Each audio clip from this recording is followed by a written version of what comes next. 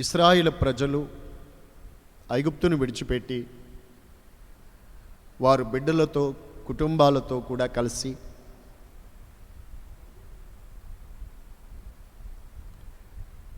పీహా హిరోతు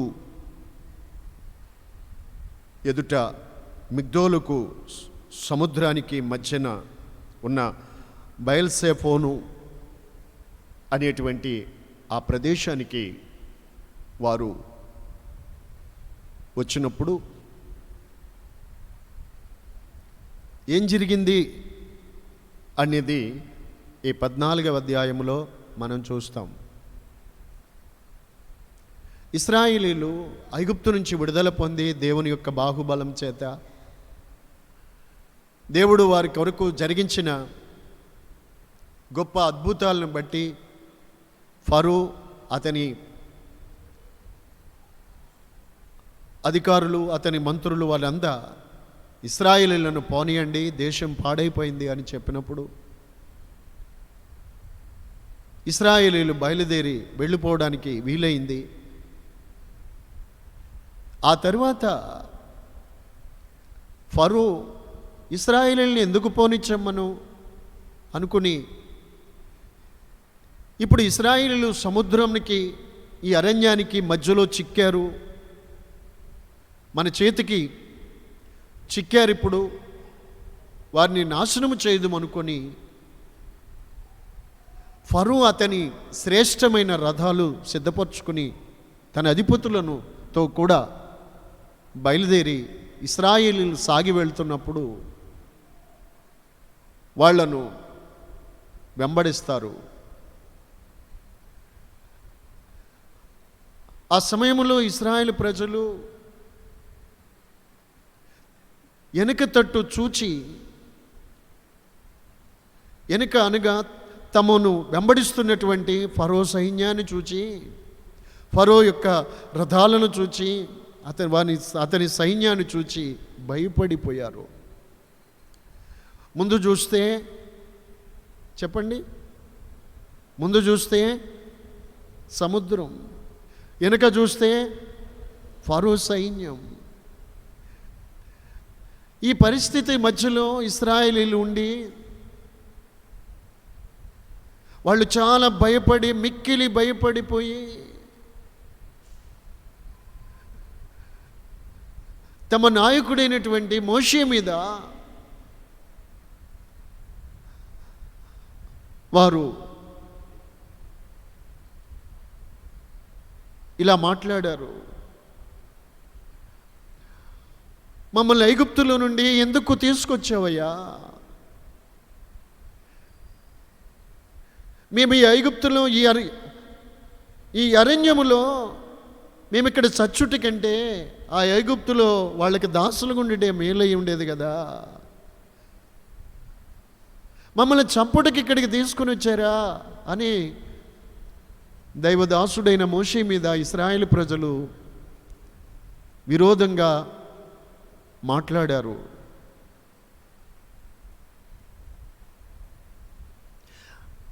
ఆ మాట మనం దేవుని వాక్యంలో ఇక్కడ చూస్తాము.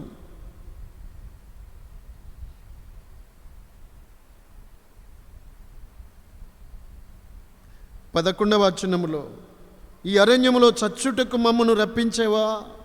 మమ్మను ఐగుప్తులో నుండి బయటికి రప్పించి మమ్మల్ని ఇట్లా చేయనేలా? మా జోలికి రావద్దు, ఐగుప్తులకి దాసులమని మేము ఐగుప్తులో నీతో చెప్పలేదా అని చెప్పేసి వాళ్ళు అంటారు. అక్కడ ఇంకో మాట కూడా ఉంది, ఈ అరణ్యమందు చచ్చిపోవడం కంటే ఐగుప్తీయులకు దాసులైపోతే బాగుంటుంది అని వాళ్ళ ఆలోచన కూడా ఉంది. పూర్తిగా ఈ 2 వచనాల్లో ఈ పరిస్థితిని చూచినప్పుడు వాళ్ళకి ఇలా అనిపించింది, మా సమాధులు ఇక్కడే, మేము ఇక్కడ చచ్చిపోతాం అని ఒకటి. ఇంకొక ఆలోచన ఏంటంటే, ఇక్కడ చనిపోవడం కంటే మా వెనకాల వస్తున్నారు మమ్మల్ని తరుముకొని ఫరో సైన్యం, ఇప్పుడు వాళ్ళతో రాజీ పడిపోయి వాళ్ళతో సమాధాన పడిపోయి వాళ్ళకి మేము దాసులుగా అయిపోతే బాగుంటుంది అని ఒక ఆలోచన వారికి. ఇలాంటి పరిస్థితుల మధ్యలో ఉన్నప్పుడు ఇక ముందున్నదా మహాసముద్రం, ఎర్ర సముద్రం, దానిని మేము దాటలేము, ఇక దాని గురించి ఆలోచించేదే లేదు, ఇక్కడ చచ్చిపోతాం, లేకపోతే వాళ్ళకి దాసులైపోతే బాగుంటుంది, ఇదే ఇలా ఉన్నదండి వాళ్ళ ఆలోచన. నా ప్రియమైన దేవుని ప్రజలారా, ఇలాంటి క్లిష్టమైన ఏమి చేయాలో తోచని చేతకానటువంటి పరిస్థితుల మధ్యలో ఉన్నప్పుడు వారు ఇలాగా భావించారు, ఇలా తలంచారు, చచ్చిపోతామని ఇక ఊహించారు, బ్రతుకుతామనేటువంటి ఆలోచనే లేదు. ఆ సమయంలో దైవజనుడైన మోషే దేవునికి ప్రార్థన చేస్తాడు, ప్రభువా పరిస్థితి ఇలా ఉంది, ఈ ప్రజలను అయినా నీ ప్రజలం మేము, మమ్మల్ని నాశనము చేయుటకు అదిగో శత్రువు తరుముతున్నాడు, వెంటాడుతున్నాడు. ముందు చూస్తే సముద్రం, వెనుక చూస్తే ఫరో సైన్యం, ఇలాంటి పరిస్థితిలో ఉన్నాము, ఏం చేయాలి? ప్రజలేమో భయపడి ఇలా మాట్లాడుతున్నారయ్యా అని దేవునికి మోషే ప్రార్థన చేస్తూ ఉంటాడు. హల్లెలూయా. అప్పుడు దేవుడు సెలవిచ్చిన మాట చదువుకుందాం. దేవుడు సెలవిచ్చిన మాట ఏమని చెప్తాడు అంటే 14వ అధ్యాయము 15వ వచనములో, అంతలో యెహోవా మోషేతో, నీవేలా నాకు మొరపెట్టుచున్నావు. ఇక్కడ ఆ ప్రజలు అన్ని గొప్ప కార్యాలు చూశారు కదండి కళ్ళతో. ఇలాంటి సందర్భం, సమయం, కష్టం వచ్చినప్పుడు వారు ఇలా ఆలోచించుకున్నారు, ఇలా ఊహించుకున్నారే తప్ప వారు ప్రార్థన చేసినట్టు, మమ్మల్ని రక్షించు ప్రభువా అని దేవుని తట్టు చూచినట్టు లేదు. గనికే వారు ఇక్కడ చచ్చిపోతామని, లేక ఐగుప్తీయులకు దాసులైపోతామని మాట్లాడారు. ఎందుకు? వినండి, మీరందరూ వినండి దేవుని వాక్యం.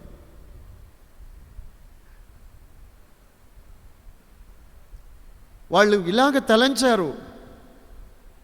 కానీ ఆ పరిస్థితుల మధ్యలో దైవజనుడైన మోషే దేవుని వైపుకు చూచి ప్రార్థన చేసి మొర్రపెట్టినప్పుడు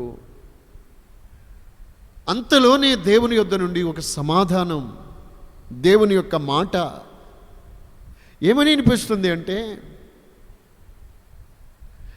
యెహోవా మోషేతో, నీవేలా నాకు మొరపెట్టుచున్నావు, సాగిపోవుడి అని ఇశ్రాయేలులతో చెప్పుము. సాగిపోవుడి అని ఇశ్రాయేలీలతో చెప్పుము. హల్లెలూయా.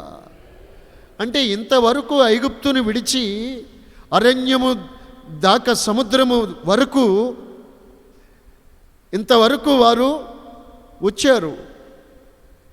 కానీ ఇప్పుడు ఈ పరిస్థితులు చూచి ఇప్పుడు వారు ఇక్కడ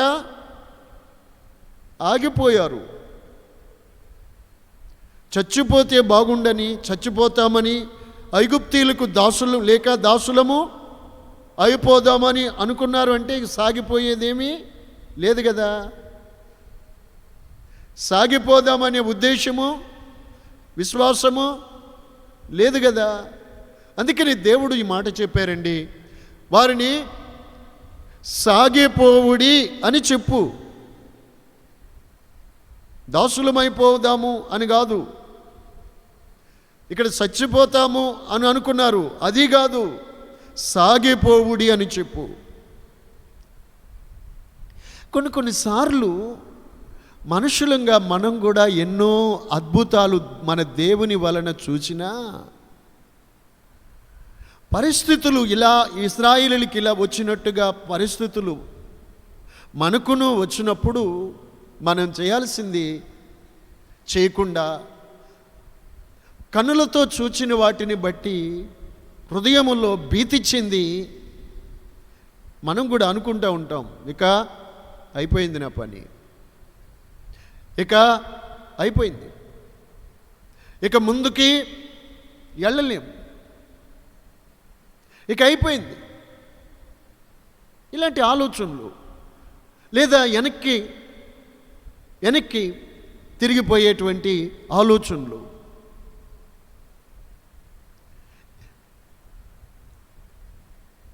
నా దేవుని ప్రజలారా, ప్రతి మనిషి యొక్క హృదయాంతరంగాన్ని ఆలోచనలను దేవుడు ఎరిగినవాడు. మాటే కాదు, మాట రాకమునిపే మనస్సులో ఉన్న తలంపు ఊహను కూడా దేవుడు ఎరిగినవాడు.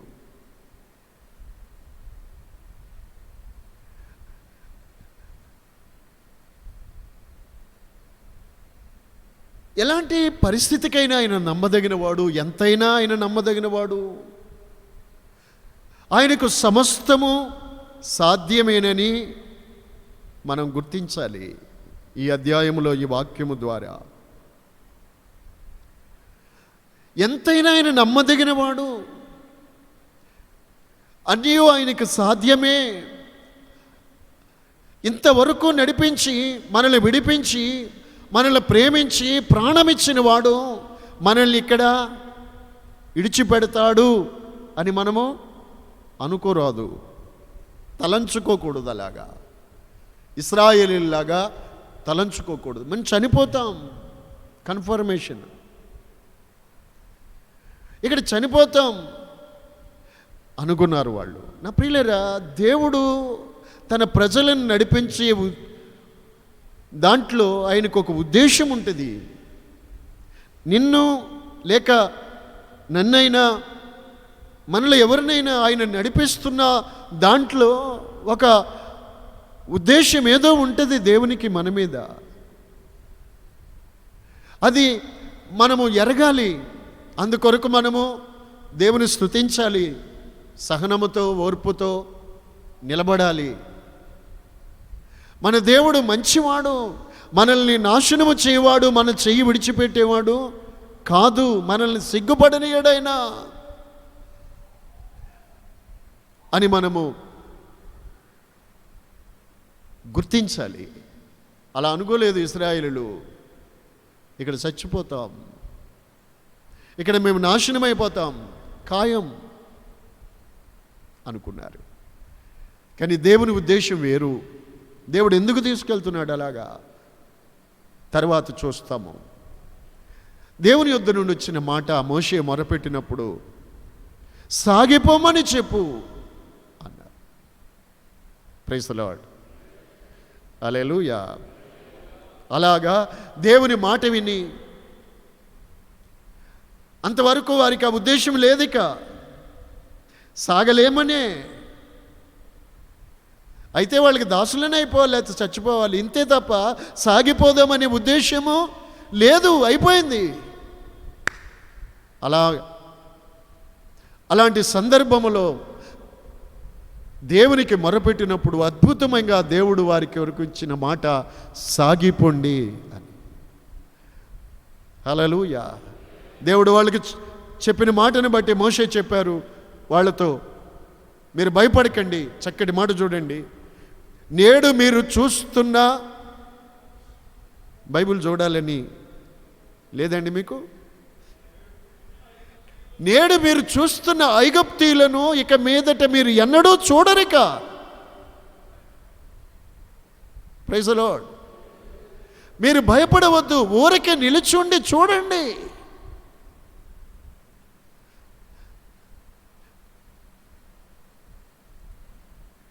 మీరు ఊరికి నిలుచుండి చూడండి, భయపడవద్దు. నేడు మీరు చూస్తున్న మీ శత్రువులను ఇక మీదట మీరు చూడరు అని దేవుడు చెప్పారు. ఆ మాటలతో వాళ్ళకి ఏమండి, నేను చెప్పాను కదా, దేవుని వాక్యం విశ్వాసాన్ని, కృపగల దేవుని మాట, శక్తిగల దేవుని మాట మన విశ్వాసాన్ని కలగజేస్తుంది. అంతవరకు భయపడిపోయిన వాళ్ళు, దాసులమైపోతే బాగుండు, చచ్చిపోతామని భీతి చెందిన ప్రజలు ఈ 2 మాటలు, దేవుని మాటలు విని మోషే తన చేతిలోని కర్ర తీసుకొని సముద్రాన్ని కొట్టినప్పుడు అది ఆరిన నేలగా మారి మోషేతో వాళ్ళు కూడా సముద్రంలోకి ప్రవేశించారు. అది ఆరిన నేలగా మార్చబడింది. నా దేవుని బిడ్డలారా, దేవునికి మనం మొర్రపెట్టినప్పుడు ఎలాంటి పరిస్థితిలోనే ఆయన నమ్మదగిన వాడు, మనం ఊహించినట్టు కాదు. ఇప్పుడు చూడండి, సముద్రము వాళ్ళ కన్నుల ఎదుట ఆరిన నేలగా మారింది.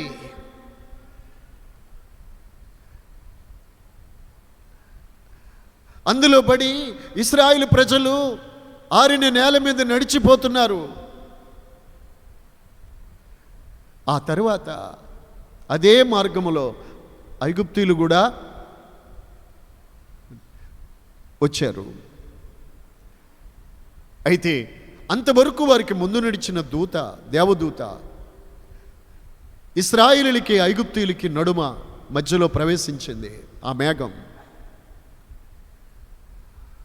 ఆ రాత్రంతా వాళ్ళకి చీకటయింది.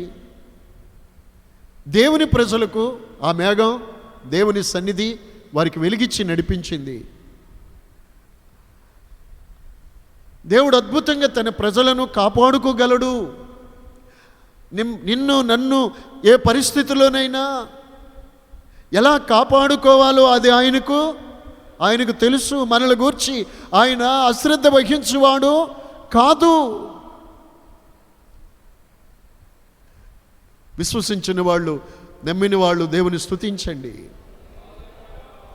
ఏ పరిస్థితుల్లో దేవుడు తన ప్రజలను ఎలాగ రక్షించుకోవాలో, ఎలా కాపాడుకోవాలో ఆయనకు తెలుసు. నమ్మిక మాత్రం ఉంచు, అంతే. నా ప్రియమైన దేవుని ప్రజలారా, సముద్రం మధ్యలోనికి వచ్చారు. దేవుడు తన ప్రజల పక్షముగా క్రియ చేయడం జరుగుతుంది.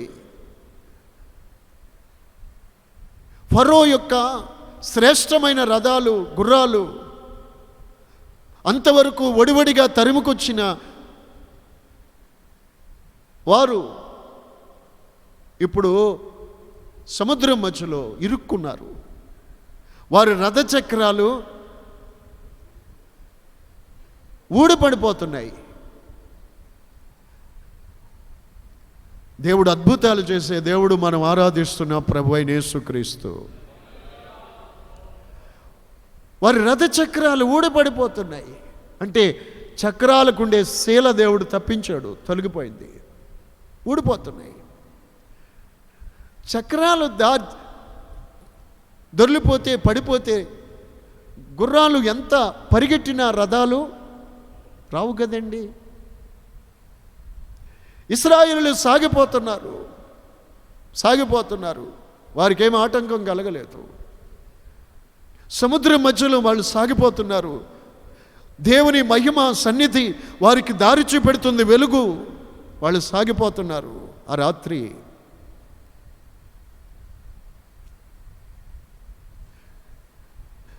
హల్లెలూయా. వీళ్ళు ఎంత తోలినా, ఎంత కష్టపడినా వాళ్ళ రథాలు ముందుకి తీసుకుని వెళ్ళలేకపోతున్నారు.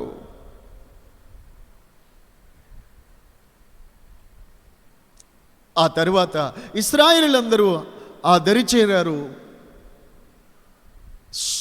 సముద్రం మరలా మోషే చేతితో కర్ర తీసుకొని కొట్టినప్పుడు మళ్ళా సముద్రము కలిసిపోయింది. ఇశ్రాయేలీయులందరూ ఆ దరికి చేరారు.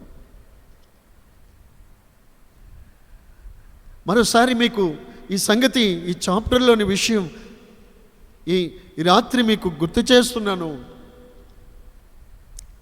ఈ వాక్యము వినుట ద్వారా మీ అందరి విశ్వాస జీవితాలు, మీరు మీ ఆత్మీయ జీవితాల్లో మీరు బలము పొందుతారని తెలియజేస్తూ ఉన్నాము. హల్లెలూయా. నా ప్రియమైన దేవుని బిడ్డలారా, మన జీవితంలో కష్టాలు అని వచ్చినప్పుడు, శ్రమలు లోకములో మనకి వచ్చినప్పుడు, ఇరుకుల్లో గుండా మనము నడిపించబడుతున్నప్పుడు, ఇబ్బందులు ఎదురైనప్పుడు, మనము విశ్వాస జీవితంలో సమసిల్లిపోకూడదు, ఆగిపోకూడదు.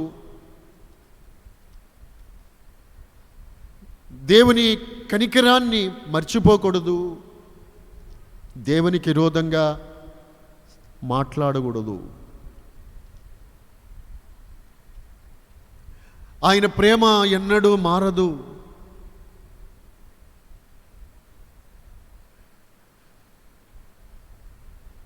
మనము కష్టాల గుండా వెళ్తున్నప్పుడు కృపనిమ్మని దేవుని వేడుకోవాలి. ఏంటి ఆ కృప అంటే? నిలిచి ఉండే కృపనిమ్మనాలి. దేవుడు చెప్పాడు కదా, మీరు ఊరక నిలిచుండి, చూడండి, నిలిచుండే కృప ఇమ్మని దేవునిని వేడుకోవాలి. సహించే కృపనిమ్మని వేడుకోవాలి. స్తుతించే కృపనిమ్మని కోరుకోవాలి. దైవ చిత్తానికి విరోధంగా ఆలోచించకూడదు. దేవుని కనికరానికి విరోధంగా మనము మాట్లాడకూడదు.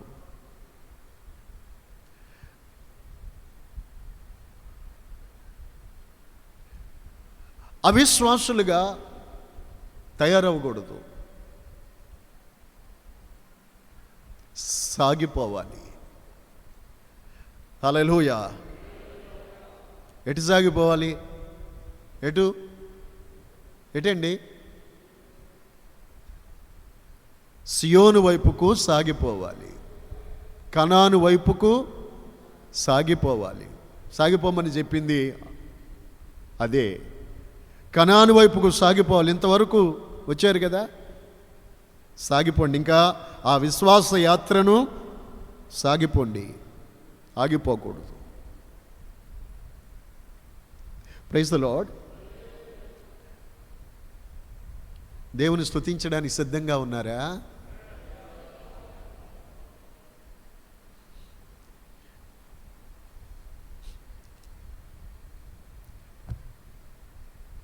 పరిశుద్ధ గ్రంథమైన బైబిల్లో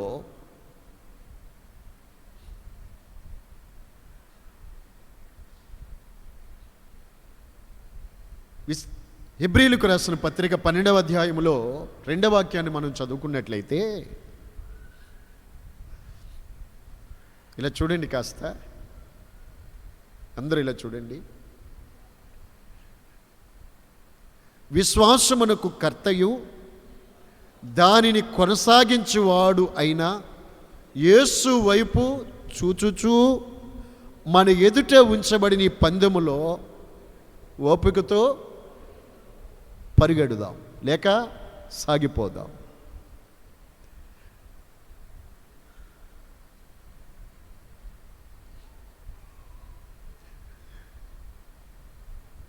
విశ్వాసమునకు కర్త అయిన యేసు వైపు చూచుచూ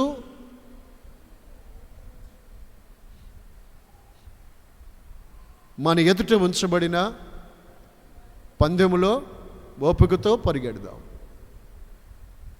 హల్లెలూయా. దైవజనుడైన పౌలు ఈ మాట హెబ్రీయులకు రాసిన పత్రికలో తెలుపుతారు. మనం సాగిపోవాలి అని అంటే అటు ఇటు చూస్తే ఎక్కడ సాగిపోతావు? వెనక చూస్తే ఎక్కడ సాగుతావు? వెనక చూసిన వాళ్ళు ఎప్పుడు ముందుకి సాగరు. అటు ఇటు చూసినప్పుడు నీవు ముందుకు సాగలేవు. విశ్వాసానికి కర్త అయిన యేసు వైపుకు చూచినప్పుడే సాగిపోగలవు. హల్లెలూయా. యేసు వైపుకు చూచినప్పుడే మనము సాగిపోగలం. ఈ పరిస్థితుల మధ్యలో ఉన్న ఈ కాలమందున్న మనము మన ప్రభు అయిన యేసు వైపుకు మనము చూడాలి. Amen. Praise the Lord. Yesu వైపుకు నీవు చూడు. నిన్ను కాచుకునే బాధ్యత ఆయనదే. నిన్ను కాపాడే బాధ్యత ఆయనదే. నిన్ను రక్షించే భారము ఆయనదే. యేసు వైపుకు చూడు. విశ్వాసమునకు కర్తయు దానిని కొనసాగించు యేసు వైపుకు చూడు. కొనసాగించే యేసు వైపుకు చూడు. అంత మంచి మాట. Praise the lord. పైన హెబ్రీ పత్రిక 11వ అధ్యాయంలో మేఘం వలె ఇంత గొప్ప సాక్షి సమూహము మనల్ని ఆవరించి ఉండగా మనము కూడా ప్రతి భారమును సులువుగా చిక్కులు పెట్టు పాపమును విడిచిపెట్టి, ఆమేన్, ఆ చిక్కుల్లో ఈ చిక్కుల్లో పడ్డావనుకో, వింటున్నారా? చిక్కుల్లో పడ్డవాళ్ళు, పాపంలో పడ్డవాళ్ళు సియోను వైపుకు సాగలేరు.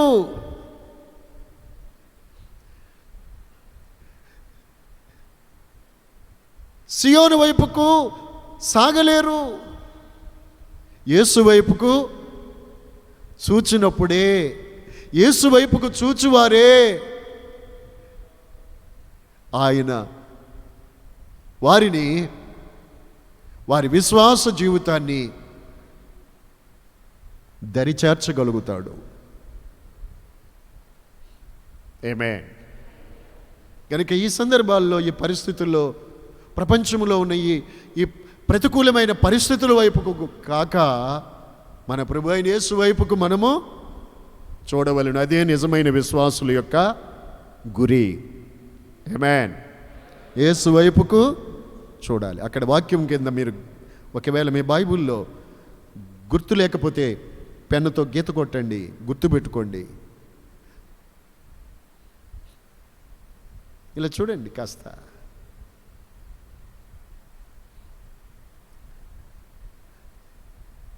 కొనసాగించే యేసు వైపుకు చూడాలి. Praise the Lord. దైవజనుడైన పౌలు చక్కటి మాట అంటారు. ఫిలిప్పీ పత్రికలో 2వ అధ్యాయము 12వ వాక్యము వచనము.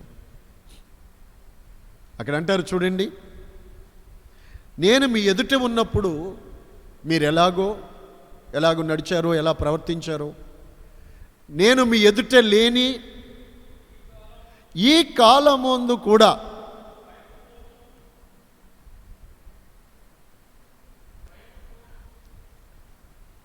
నేను మీ ఎదుటున్నప్పుడు మీరు ఎలాగా ప్రవర్తించారో, ఎలా ఉన్నారో, నేను మీ ఎదుట లేని ఈ కాలంలో కూడా, వాళ్ళు ఆ కాలంలో, పౌలు అప్పుడు వాళ్ళు ఎదుట ఈ పత్రిక రాసినప్పుడు వాళ్ళు ఎదుట లేరు కదా. స్తోత్రం, హల్లెలూయా. ఆయన సువార్త నిమిత్తము, క్రీస్తు నిమిత్తము ఆయన ఖైదీగా బంధించబడి నప్పుడు అనేకమైన పత్రికలు, లెటర్స్, ఉత్తరాలు సంఘానికి రాసి పంపారు. అందులో ఒక ఉత్తరం, ఒక లెటర్, ఏ ఫిలిప్పీయులకు రాసిన ఉత్తరం.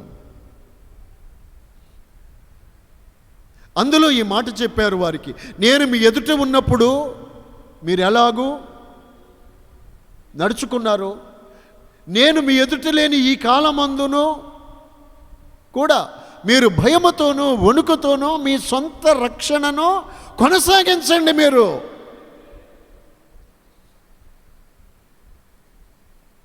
హల్లెలూయా. కొంతమంది ఎలా ఉంటారంటే,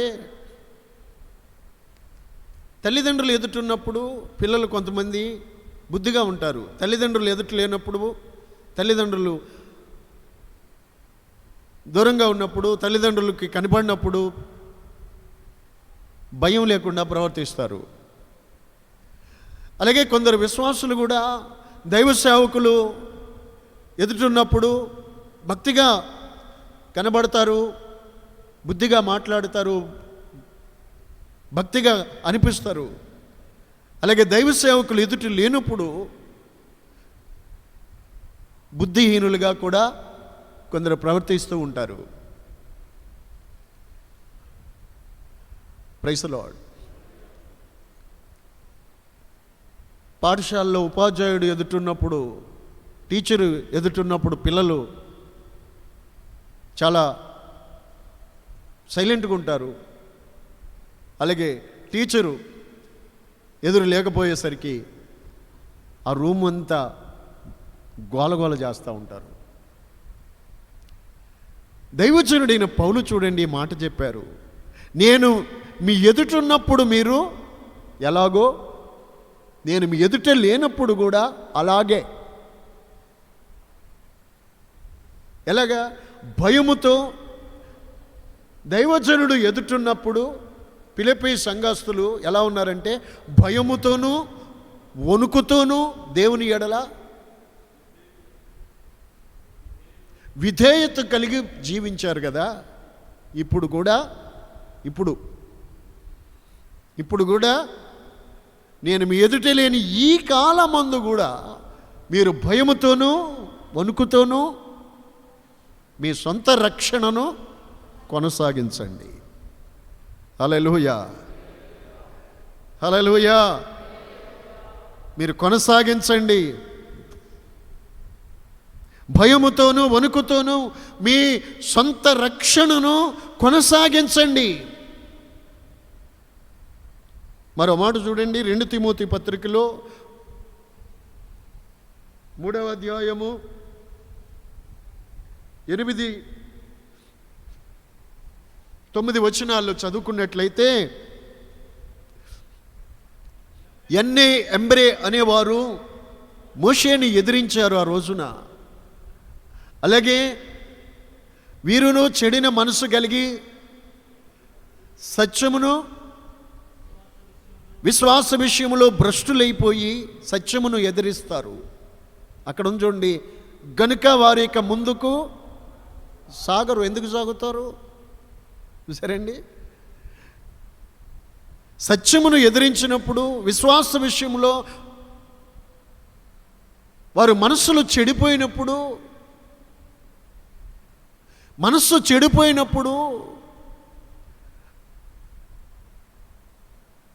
ముందుకు సాగుతారా? ముందుకు సాగకపోవడానికి కారణం ఏంటంటే వారిలోని మనస్సు చెడిపోవటం. చూసారండి? మనస్సు చెడిపోయిన వ్యక్తి ఇక ముందుకు సాగరు.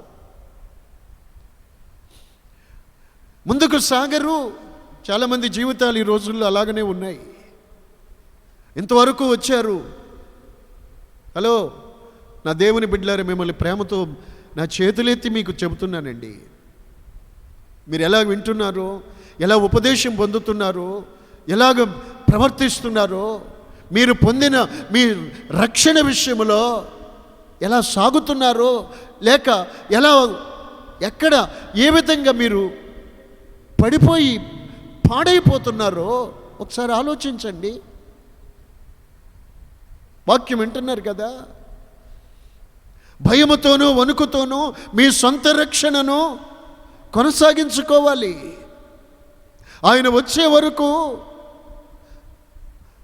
ప్రభు వచ్చి మనల్ని కొనిపోయి సియోనులో మనల్ని చేర్చే వరకు భయముతో వణుకుతో దేవుడిచ్చిన ఈ సొంత రక్షణను నీవు కొనసాగించుకోవాలి. అది నీ బాధ్యత. అయితే దేవుని వాక్యములో మనం చూస్తున్నాము, కొందరు మనస్సు చెడిపోయి, ఆనాడు ఎన్నే ఎంబ్రే అనే వాళ్ళు మోషేను ఎదిరించినట్టు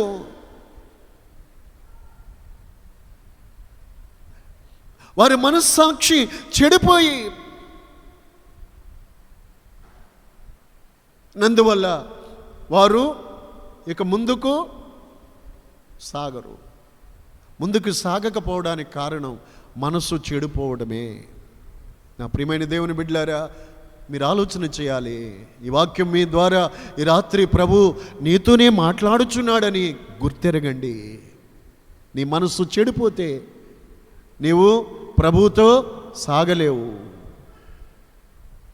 సియోనును గూర్చిన ఆ ప్రతిష్ట పాడు చేసుకుంటావు, దర్శనం పాడు చేసుకుంటావు, ప్రతిష్ట పాడు చేసుకుంటావు, విశ్వాసము విషయంలో భ్రష్టత్వం వస్తుంది. ఇక ప్రార్థన చెయ్యవు, వాక్యము తీయవు, దేవుని కొరకు విషయంలో దేవుని కొరకు కార్యములు జరిగించడంలో ఆసక్తి కోల్పోతాం. పూర్తిగా భ్రష్టులైపోయి ఇక ముందుకు సాగరు.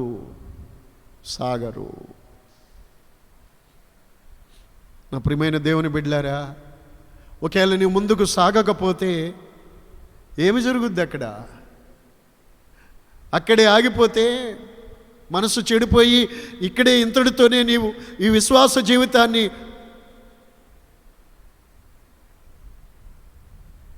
ఇక్కడనే మనసు చెడిపోయి నీ విశ్వాసాన్ని కొనసాగించుకోకపోతే ఏమవుతావు? ప్రభు రాకడ సమీపంగా ఉన్న ఈ దినాల్లో ప్రభు కొరకు ఎదురు చూచి వాళ్ళు ముందుకు సాగిపోగా, ఇశ్రాయేలుల దరికి సాగిపోతే అందులో ఐగుప్తీయులు నశించిపోయినట్టే. 2 తెస్సలోనికైలకు రాసిన పత్రిక 1వ అధ్యాయంలో ఉంది. సువార్తకు లోబడని వారు, సువార్తను అంగీకరించిన వాళ్ళకేమొస్తుంది అంటే దేవుని యొక్క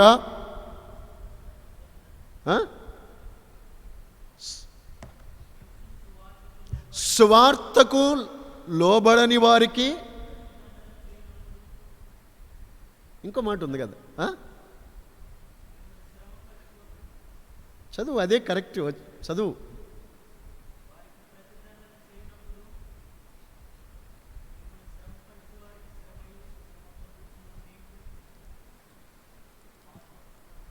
చూడమ్మా, అక్కడ ఇంకో మాట ఉంది చూడు. స్తోత్రం. దేవునిని ఎరుగని వారికిని, ప్రభు అయిన యేసు సువార్తకు లోబడని వారికిని ప్రతిదండన జరుగును. ప్రతిదండన, శిక్ష. ఎవరికి? దేవునిని ఎరగని వారికిని, ప్రభు అయిన యేసు సువార్తకు లోబడని వారికిని. సంఘము, విశ్వాసులు పరిపూర్ణత చెంది సాగిపోవాలి. అదే మాట మీకు హెబ్రీ 6:2 ఉంటుంది చూడండి. హెబ్రీ 6:2 రాయబడి ఉంది చూడండి. సంపూర్ణుల మగుటకు సాగిపోదము. వాక్యాన్ని చదువుకోవడం బాగా అలవాటు చేసుకోండి కదా. సంపూర్ణులగుటకు సాగిపోవాలి. ఎలా సాగిపోవాలి? విశ్వాసులు ఈ విశ్వాస జీవితం రోజు దినదినానికి మనము ఆయన సంపూర్ణతలోనికి సాగిపోవాలి. సంపూర్ణుల మగునట్లు సాగిపోవాలి. నువ్వు సంపూర్ణత సిద్ధి చెందాలి. పరిశుద్ధతలో కానీ, విశ్వాసములో కానీ, ప్రేమలో కానీ,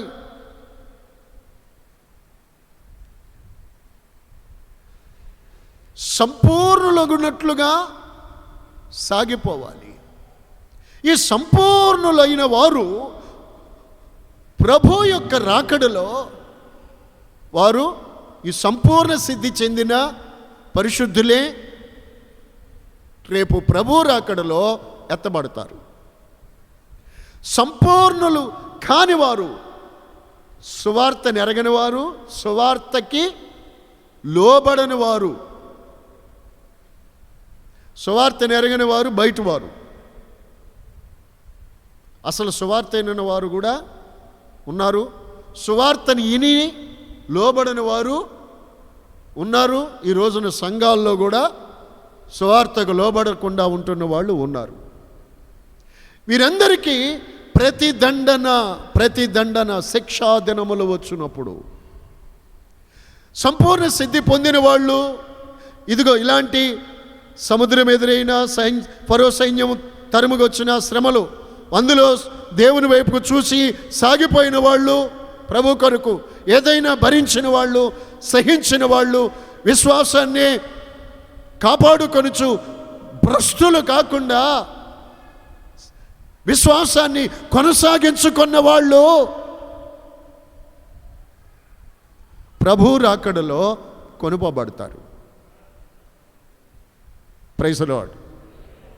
ఇక ఆగిపోయారు, చూసారా? దేన్నో చూసి ఏటో చూసి పాపములలో సులువుగా చిక్కుకుపోయి విశ్వాస విషయములో భ్రష్టులైపోయి ఆగిపోయారే,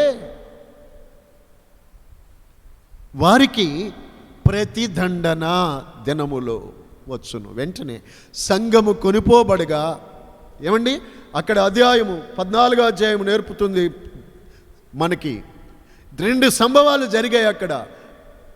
అదే సముద్రములో ఇశ్రాయేలీయులు నడిచిపోయారు. అదే సముద్రములో ఐగుప్తీయులు మునిగి చచ్చిపోయారు. Praise the Lord. Hallelujah, hallelujah. ఇక్కడ 2 సంభవాలు జరిగాయి. విశ్వాసులై వారు దేవుని మాట చేత విశ్వాసముతో సాగిపోయినప్పుడు వారు సియోనుకు నడిపించబడి దానికి ముందుకెళ్ళారు. వారు స్వశక్తి మీద, సుబుద్ధి మీద, సుజ్ఞానం మీద, బలం మీద ఆధారపడి వచ్చి దేవునికి విరోధంగా హృదయాలు కట్టిపరుచుకొని ఈజావు వచ్చారు వాళ్ళు.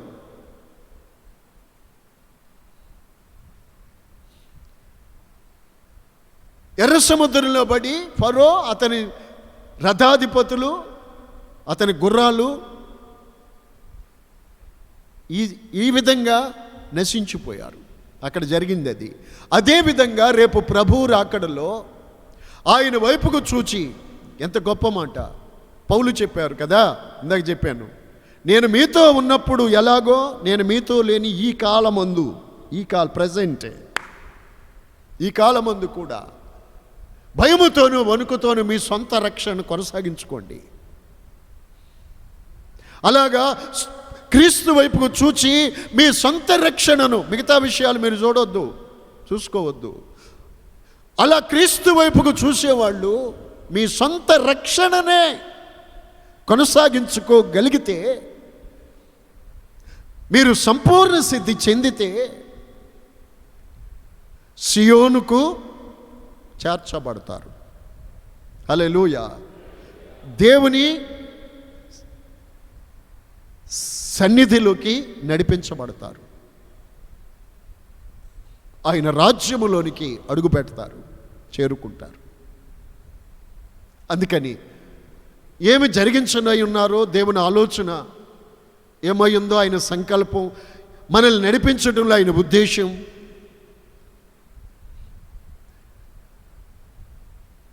నన్ను ఎందుకు ఇలా నడిపిస్తున్నావు, నాకు ఎందుకు ఇలా చేసావు అని దేవునికి విరోధంగా మనం సనగకుండా, నాకెందుకు రావాలి, మాకెందుకు ఇలా జరిగింది అని విశ్వాసాన్ని పాడు చేసుకోకుండా, ఇంకోటైనా ఏదైనా యేసు వైపుకు చూస్తూ మన విశ్వాస జీవితాన్ని ముందుకు సాగించండి. ముందుకు సాగించండి. యేసు వైపుకు చూచి మీరు భయముతో వణుకుతో మీ సొంత రక్షణను కొనసాగించండి.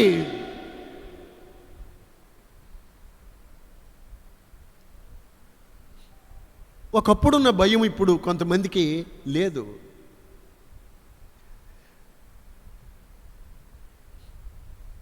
దేవునికి ఎల్లప్పుడూ వణకాలి.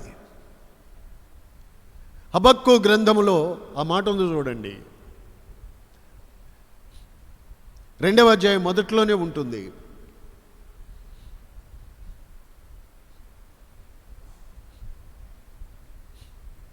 చదవండి తీసిన వారు.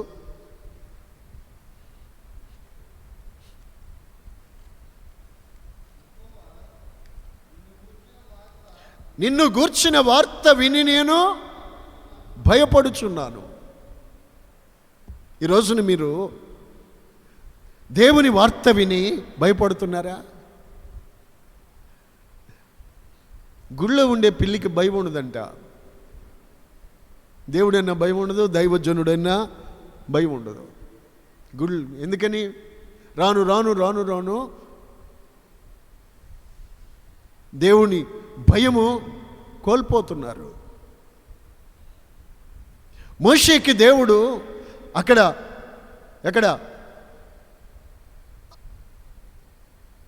మోషేకి ఆ అరణ్యములో ప్రత్యక్షమైనప్పుడు వణికిపోయాడు. అపోస్తుల కార్యం 7వ అధ్యాయం 32వ వాక్యంలో ఉంది ఆ మాట.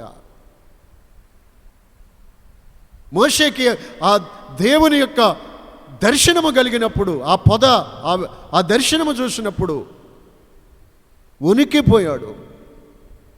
తీసిన వాళ్ళు చదవండి.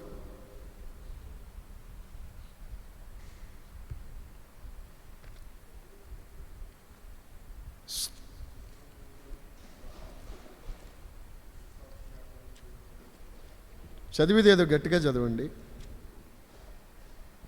స్తోత్రం. చూడండి,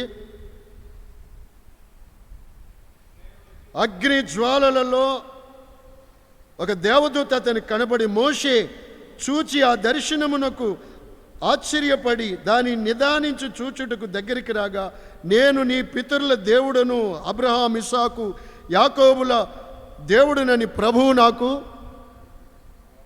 వాక్కు వినబడెను. గనుక మోషే వణికి నిదానించి చూచుటకు తెగింపలేదు. మోషే వణికిపోయాడు. ఈరోజు దేవుని వాక్యం వినడమే కాదు, దేవుని వాక్యం వింటున్న నీవు దేవునికి వణకాలి. అది లేకపోతే నువ్వెన్ని ప్రసంగాలైనా వింటావు, అంతే, అలాగే ఉంటావు.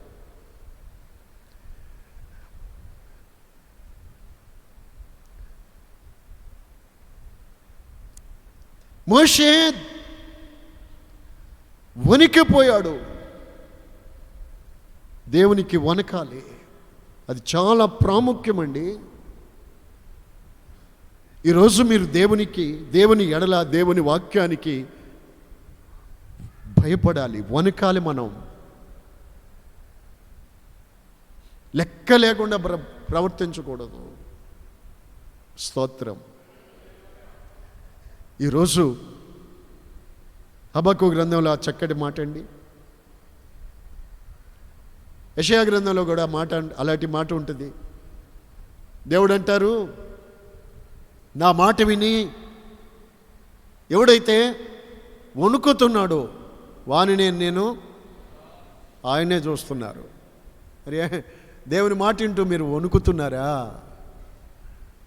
నిద్రపోతున్నారా? నిద్రపోండి. నిద్రిస్తున్నారు కొంతమంది. సమాధుల్లో కాదు, చర్చిలోనే నిద్రిస్తున్నారు. నిద్రించండి. సమాధుల్లో నిద్రించే వాళ్ళ గురించి కాదండి నేను చెప్పేది. దేవుని మాటకి వణికారు. నా దేవుడు చూసేది కూడా, ఆయన కనుదృష్టి నిలిపేది కూడా ఎవరి మీదనా? ఎవడైతే నా మాట విని వణుకుతున్నాడో వానినే నేను నిదానించి చూస్తున్నాను. ఆమేన్. ఈరోజున నా దేవుని వాక్యం వింటున్న మీరు, నీ గుండెలను దేవుని వాక్యము తాకుతున్నప్పుడు నీవు వణకాలి. ఈ రాత్రి సందేశము ద్వారా నీకు దేవుని భయము కలగాలి, నీవు సంపూర్ణ సిద్ధి పొందాలి. నేను ముగిస్తున్నాను. ఈ వాక్యం వింటున్న మీరంతా నా ప్రియమైన దేవుని బిడ్డలారా, ఆగిపోయే విశ్వాస జీవితంలో ఆగిపోయిన వారుగా, సొమ్మసిల్లిపోయిన వారుగా, ఆగిపోయిన వారుగా ఉన్నారో,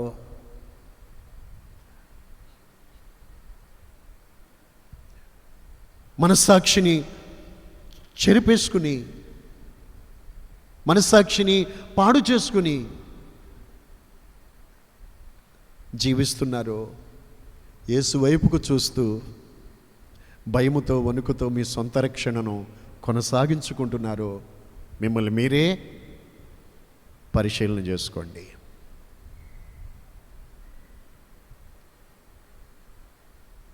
అందరూ వాక్యం విన్న ప్రతి ఒక్కరు కూడా మీ మీ స్థలాల్లో మోకరించండి. నిండు మోకాళ్ళేసి కళ్ళు